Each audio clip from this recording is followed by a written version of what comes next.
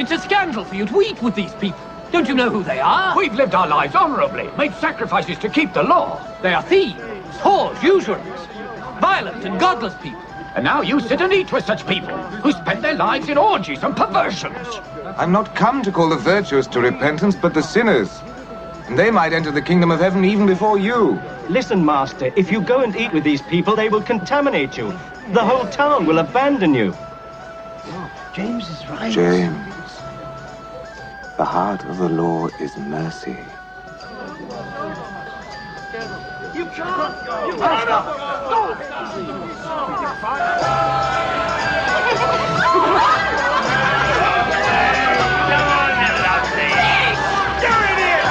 We'll talk about it later.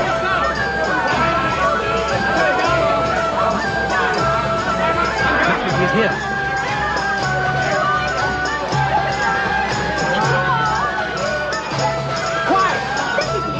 Wonderful man. Peace be with you.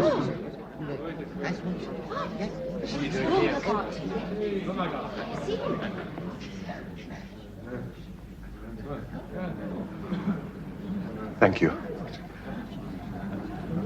for coming to my house.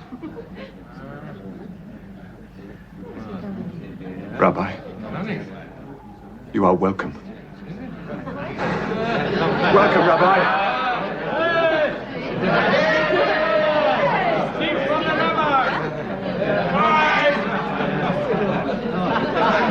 Move! No. Don't move. I'll sit there. Why? This is my brother James. He's in the same business as I am. I drink to you in the name of all here. Rabbi, we want to hear your words. Please, speak to us. No. Let's eat first. No, let him decide.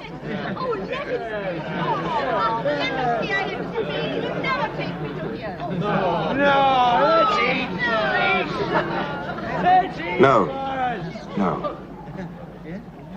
I'd like to tell you a story. Sit down. Sit down.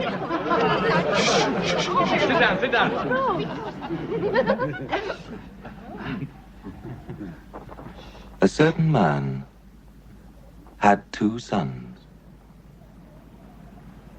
And one day the younger of these sons said to his father, "Give me my share of your estate now." So his father divided his wealth between his 2 sons. And a few days later, this younger son set off for a distant land. And there he squandered all the money he had on riotous living. Now, not long after this, a great famine swept over the land, and the boy began to starve. He persuaded a farmer to hire him to feed his pigs, but he was so hungry that even the husks he was feeding the swine began to look good to him. And still, nobody gave him anything. Finally, the boy came to his senses. At home, even my father's servants have enough food, and to spare. And here I am starving to death. I will go home and ask my father to hire me as one of his servants.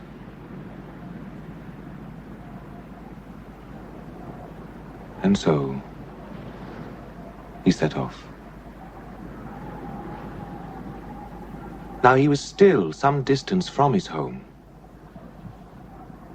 when his father saw him coming.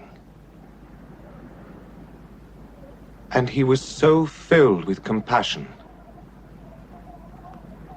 that he ran towards his son and embraced him and kissed him. The boy said, "Father, I have sinned against heaven and you. I am not worthy to be called your son." But his father called for the servants and said, "Bring me the finest robe in the house and put it on him. Put rings on his hands and shoes on his feet. Kill kill the fatted calf, we must celebrate with a feast. My son was dead and is alive again.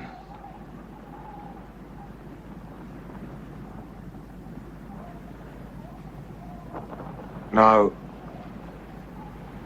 the older brother, at this time, was working in the fields. And as he came back to the house, he heard the noise of music and dancing. He called for one of the servants and asked what was happening. And he was told. At this, the older brother became very angry. And he refused to go into the house. The father came out, tried to plead with him, but he wouldn't listen. I have worked for you all this time, all these years, and never once have I disobeyed you. And in all that time, you've never even given me so much as a goat so that I could have a feast with my friends. My younger brother comes back, having spent all your money on harlots. And for him, you kill the fatted calf.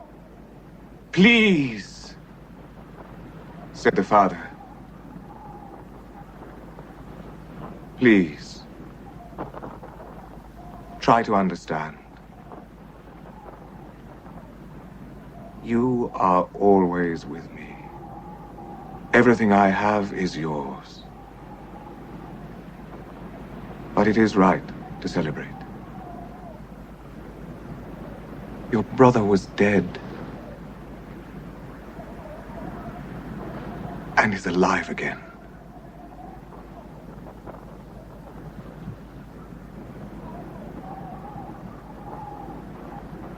He was lost and is found.